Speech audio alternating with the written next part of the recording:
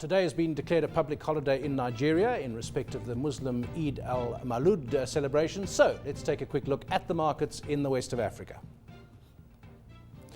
Nigeria will adopt investment insurance as a substitute for collateral to save investors from giving up their personal assets. That's according to the Nigerian National Investment Promotion Commission. So we caught up with engineer Mustafa Bello, Executive Secretary for Nigeria's National Investment Promotion Commission, for more. As NIPC, we have started in collaboration with the Ministry of Trade and Investment, particularly looking at certain sectors. And some of these sectors or areas that we feel we must quickly enhance, attempting to create the right environment for the investor to make his movement into the economy much quicker and much easier. And that we addressed in a document that we call sector-specific investment incentive, a policy document in which we look at the issue of immigration, how to make entry by an expatriate where it is essential, quicker, smoother, and easier through automatic slots, related to the quantum of FDI that investor is bringing, and then making it easy also for the technical skills that are normally required, which are not readily available locally, to bring them in so that they come and do installation, testing, certification, commissioning. Then, of course, how to incentivize those who invest in sectors that substitute for import, as well as enhancing the current regime of tax holiday, which gives more advantage to people who are doing business in Lagos, so as to disperse industries of country by increasing the number of tax holiday years, given how difficult the location is.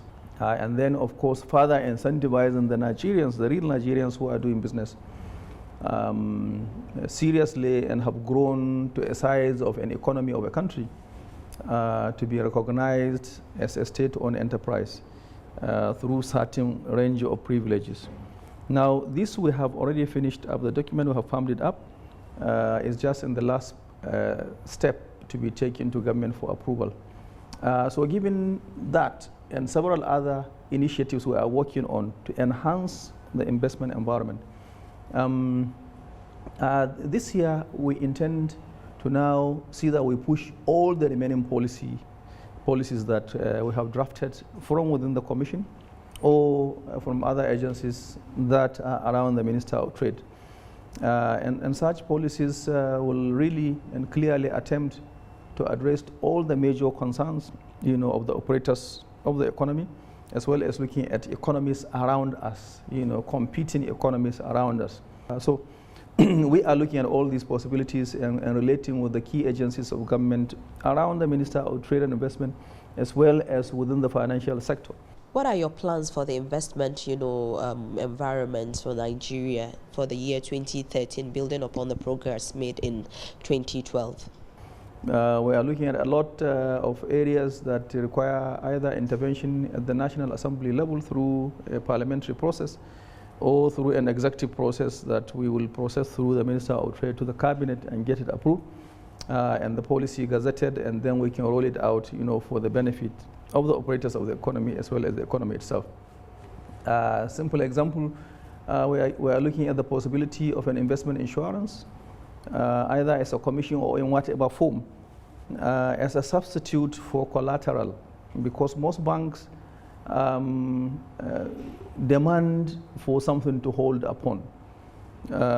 We have seen Japanese have used a good model, of something like that, that we feel we can attempt to customize locally, so as to save the investor having to surrender his, for example, personal house in the initial step of accessing a facility for investment, to take in the insurance, so that insurance should be able to stand for him, provided that investment and the investor or collectively observe certain rules and regulations that will be set by that insurance commission or agency or whatever. A quick update on foreign direct investments into the country and the sectors that we are expecting, more investors to look at.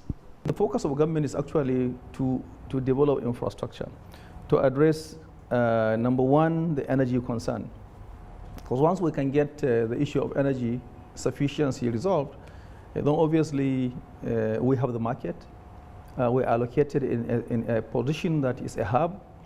So most of the countries around us actually look upon us for development and growth. So obviously, if we're able to sort out the issue of power, then obviously a lot more industries will come, because we have become a source of supply to most of the countries around us. So the focus of government now actually is within the infrastructure is to address energy, and then the essential infrastructure on transportation from rail, road, maritime, and air. And then to look at the support infrastructure that will drive coordination, of all activities of different sectors, and that is the information technology industrial sector.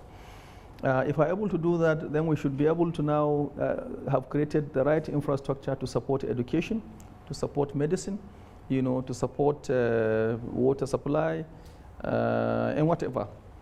So the focus is first energy, then this essential infrastructure, and then riding on connecting link, and that is the information technology infrastructure that will now provide the platform, for several other investments.